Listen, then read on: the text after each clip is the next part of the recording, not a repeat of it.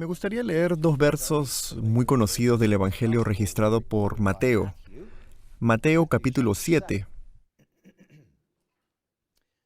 Mateo capítulo 7, versículo 13.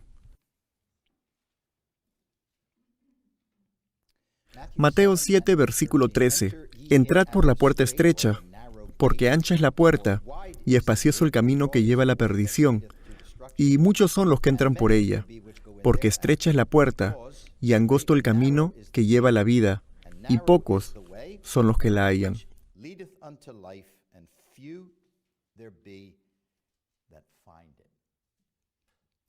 Me gustaría enfatizar, si pudiera, tres palabras para que tengan en cuenta: ubicación, destino y salvación.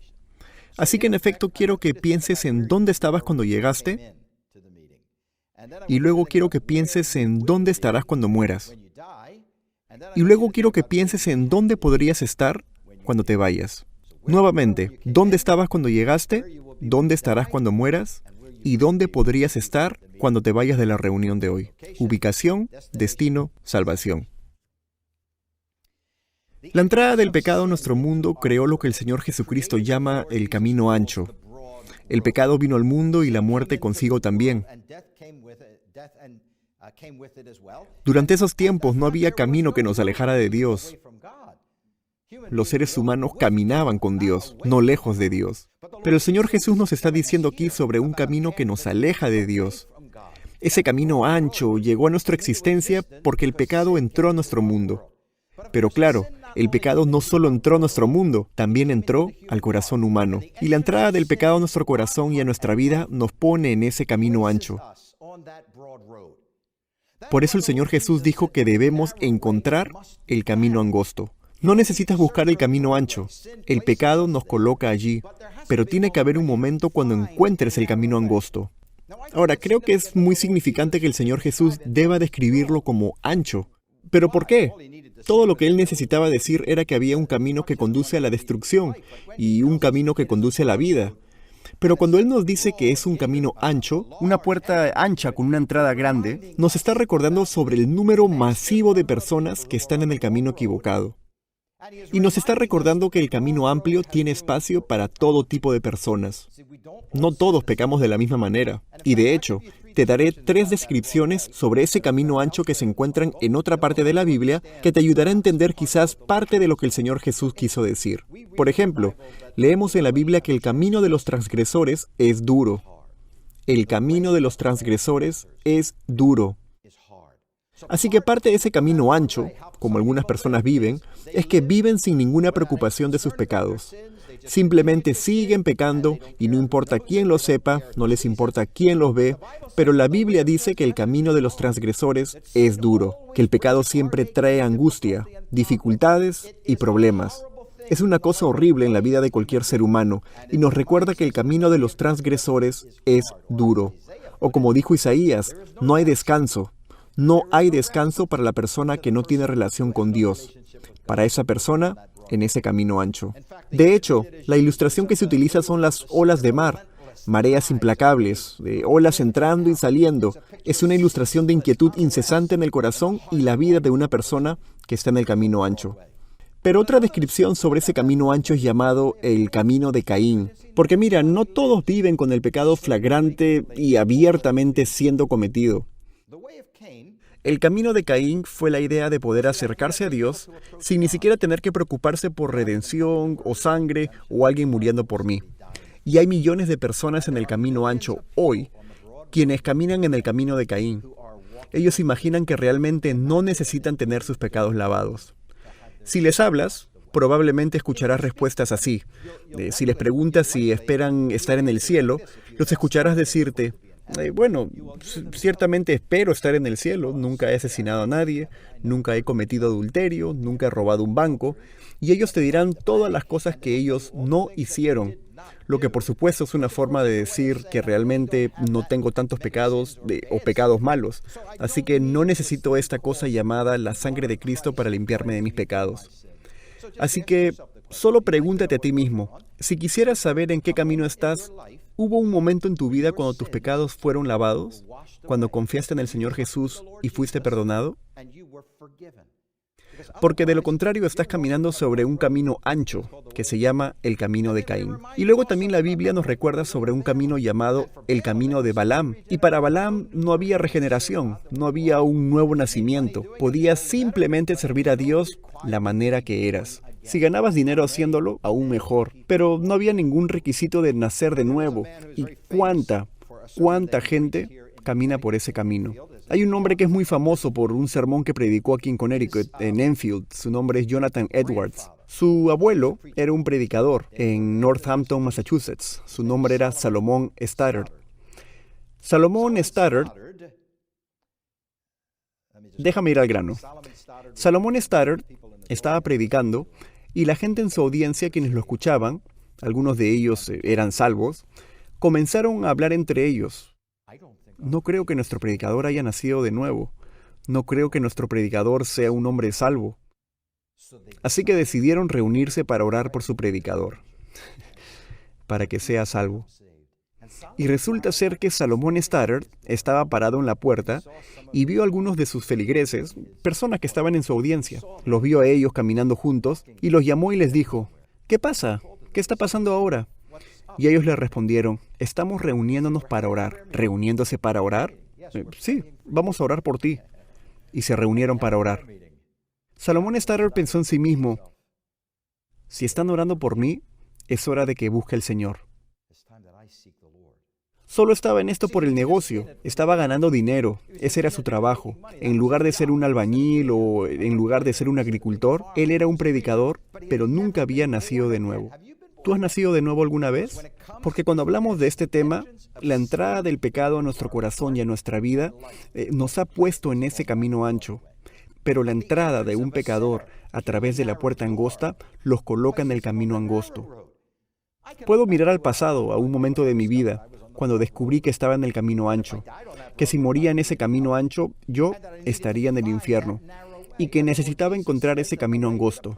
Y el Señor Jesús dice que la manera que una persona se salva es si entra por esa puerta angosta hacia el camino angosto. Así que por favor tome nota, que la conversión es absolutamente esencial. Si estamos por naturaleza en un camino que nos aleja de Dios, entonces tiene que haber un momento en tu vida que gires. Tiene que haber un momento en tu vida que gires. La conversión es esencial. Esa distancia entre tú y Dios tiene que unirse.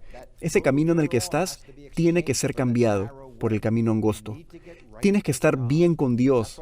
Por eso el Señor Jesús dijo, a menos que se conviertan y se vuelvan como niños, no entrarán en el reino de Dios. Por eso Él insistió en que debes de nacer de nuevo. Por eso Él insistió en el arrepentimiento.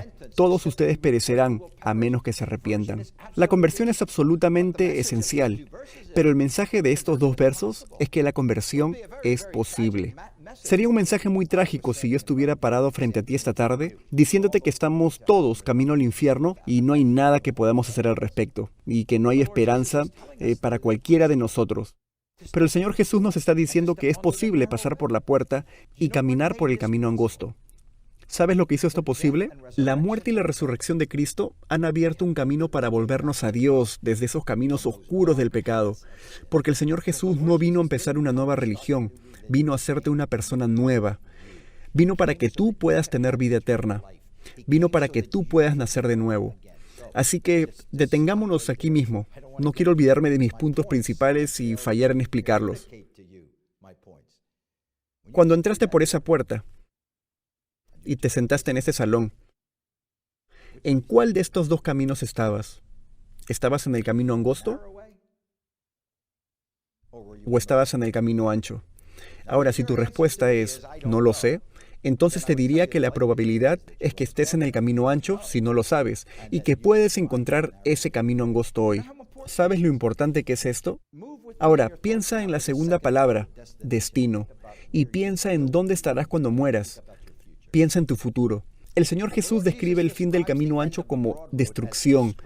En otros lugares incluso le puso nombres. Nos dijo que se llama el infierno, lo llamó Gehenna, el valle de fuego, La palabra Hades que él usa significa el mundo invisible, porque esto es algo que no se ve, pero es real. Es real. Y es un lugar de pérdida total.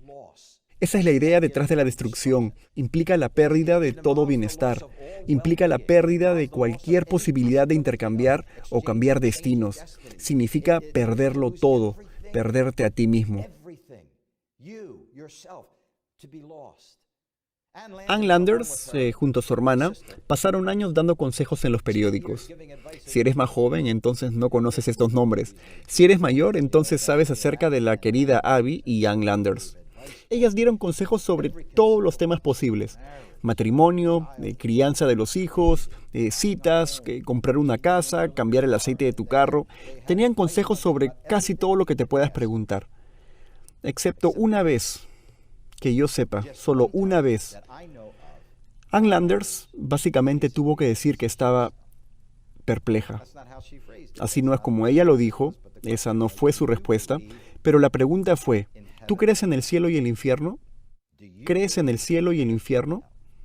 Y su respuesta fue, es un tema del cual no he pensado mucho.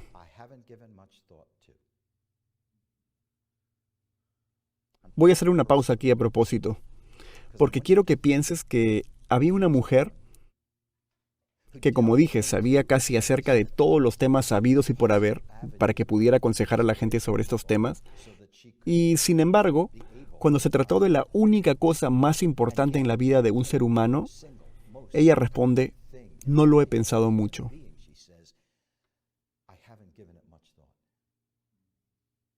Pues tú lo has pensado mucho. Porque si cuando viniste estabas en el camino ancho, el Señor Jesús dice que el final de ese camino será que perderás todo. Ahora, el otro destino se describe como la vida. Así que mientras el final del camino espacioso es la pérdida de todo, el fin del camino angosto es el gozo de todo.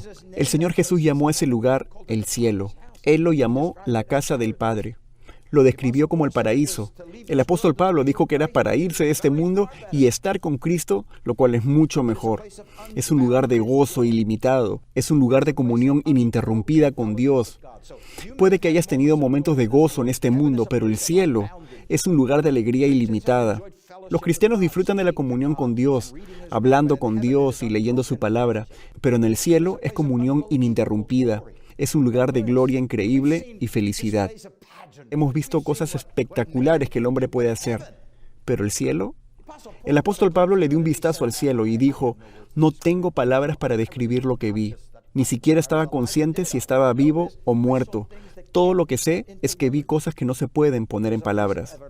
Es un lugar de compañerismo eterno con otros. La muerte es algo cruel.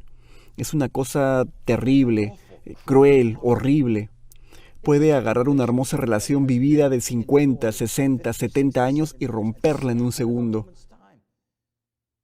Pero en el cielo, el compañerismo nunca termina. Los creyentes están juntos para siempre y es un lugar de descanso eterno y consuelo. Y eso es el final del camino angosto. Eso es al final de mi vida. Es una gran manera de vivir, por cierto. Es una gran manera de vivir en un mundo tan incierto como el nuestro y saber que pase lo que pase, vivas o mueras, oscuro o brillante, pase lo que pase, no importa lo que traiga el mañana. No estoy diciendo que los cristianos quieran morir. Todo lo que digo es que cuando llegue el momento de morir, es maravilloso saber antes de tiempo que voy a estar en el cielo porque voy por el camino angosto, porque Cristo murió por mí. Así que piensa conmigo sobre la salvación, porque eso debería ser importante en este punto del mensaje. La única consideración más importante en tu mente que deberías de estar pensando ahora mismo es, si estoy corriendo el riesgo de perderlo todo, de perderme a mí mismo, de estar eternamente separado de Dios, si eso realmente es una posibilidad, entonces necesito saber cómo puedo ser salvo. Así que quiero que pienses en dónde tú podrías estar cuando salgas de aquí. Porque si cuando viniste estabas en el camino ancho, podrías irte caminando por el camino angosto y camino al cielo. Nuevamente, por favor, es la cruz, la muerte del Señor Jesús y su resurrección que ha hecho esto posible. No había otra manera. La gente a menudo escribe en sus críticas, Y he oído a la gente decir que no es justo que Dios castigue a una persona inocente, su Hijo Jesús, por personas culpables, que eso no es justo. Pero mira, lo que la gente no entiende es que esto es la creación de Cristo. Somos sus criaturas. Él vino a rescatarnos de nuestros pecados. Él vino a morir voluntariamente por ti para que puedas ser salvado de tu pecado. Dios no obligó a una persona inocente a sufrir por gente culpable. Había una persona quien voluntariamente se ofreció a sí mismo en la cruz, que se entregó a sufrir por mis pecados, para que yo pudiera ser salvo. Y la Biblia nos recuerda que las personas son redimidas por la sangre preciosa de Cristo. Si lees el Nuevo Testamento, estas son las palabras que vas a leer. Leerás que Cristo murió por nuestros pecados según las Escrituras. Leerás que Cristo murió por los impíos. Leerás que Cristo murió por nosotros los pecadores. Leerás que sufrió por los pecados, el justo por los injustos. Leerás que se entregó a sí mismo en el Calvario para que los pecadores pudieran ser salvos. Entonces, ¿cuál es el costo para ti? ¿Cuánto tendrías que pagar hoy para entrar en el camino angosto?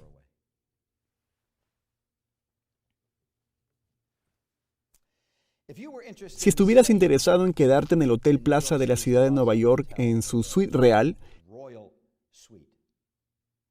podrías quedarte en una suite que tiene 4.400 pies cuadrados. Tiene decoraciones inspiradas en Luis XV, tiene un montón de accesorios de oro, mueblería de mármol y con estampados florales. Supongo que debe ser exquisito. Nunca he ido allí por mi cuenta. Y por cierto, si reservas esa habitación, tendrás tu propio ascensor privado. No tendrás que subirte con otros. Tendrás tu ascensor privado que te llevará hasta tu suite real y todo lo que te costará será $40,000 por una noche.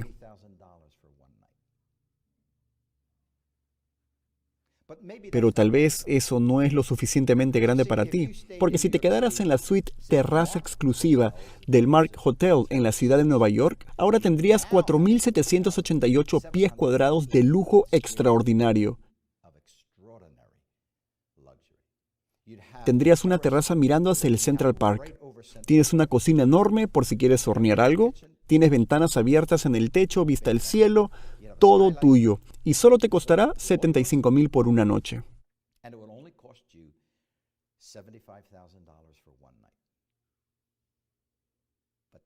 Pero eso no es lo más caro, porque lo que se considera la suite más cara en el mundo está en Ginebra, Suiza. Curiosamente, se llama el Hotel Presidente Wilson y la suite se llama The Royal Penthouse Suite. Podrás bañarte en un jacuzzi con vista al lago de Ginebra y en tu suite, ¿qué tal esto? Tendrás tu propia biblioteca, puedes seleccionar un libro, recostarte en el jacuzzi, mirar hacia el lago de Ginebra y leer tu libro. Solo te costará $80,000 por una noche. Espero que eso incluya el check-in temprano porque $80,000 es demasiado. 40,000, 75,000, 80,000.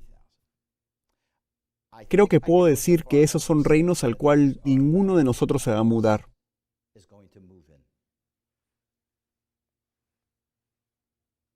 Voy a estar en el cielo para siempre y no me costó nada. Ni un centavo. Le costó a Dios todo. Le costó a Cristo todo. Y porque Él lo pagó, Él me ofreció esa salvación como un regalo. Y como un hombre una vez dijo, ¿qué clase de tonto crees que soy que no recibiría eso gratis si eso es lo que Dios está ofreciendo? Entonces, ¿por qué tú no lo recibes gratis? Porque podrías irte de aquí en el camino angosto. Podrías irte de aquí salvo. Y para ti el costo sería cero, porque es el regalo de Dios que es vida eterna a través de Jesucristo nuestro Señor. Entonces, ¿sabes a dónde nos lleva esto? Nos lleva a un cruce de caminos, porque cada predicación del Evangelio le presenta a cada persona en la audiencia la opción de confiar en el Señor Jesús o rechazar al Señor Jesús. Así que en breve, cuando cerremos esta predicación en oración, habrás hecho lo uno o lo otro. ¿Te habrás quedado en el camino ancho? Básicamente diciéndole a Dios que no estás interesado en su salvación o su Hijo ahora mismo. ¿O te darás cuenta que no quiero perder mi alma por siempre? Quiero a Cristo. y puedes confiar en Él. Y por confiar en Él, darás el paso correcto a través de esa puerta estrecha y hacia el camino angosto. Pero Dios ha dicho que esa es decisión del pecador. Y por eso Dios dice, elige la vida. Dios ha puesto enfrente tuyo una puerta abierta. Es maravilloso que no tienes que abrirla. No es un frasco, no es algo que necesitas abrir un poco más para pasar. Es un camino angosto, pero está abierto. Es un camino angosto, pero está disponible. Es una salvación gratuita y está siendo ofrecida. Y si la tomas hoy y confías en el Señor Jesús, entonces puedo decirte cómo te irás de aquí. Te irás de aquí en el camino angosto y a salvo para la eternidad. Oremos. Padre, te damos gracias por tu amado Hijo. Te damos gracias porque abrió el camino de vuelta a ti, que Él lo hizo posible, para que los pecadores culpables se reconcilien con Dios. Te pedimos tu bendición para esta audiencia y tu bendición en tu palabra, orando por seguridad mientras vamos a nuestros hogares. Y dando gracias en el nombre del Señor Jesús. Amén.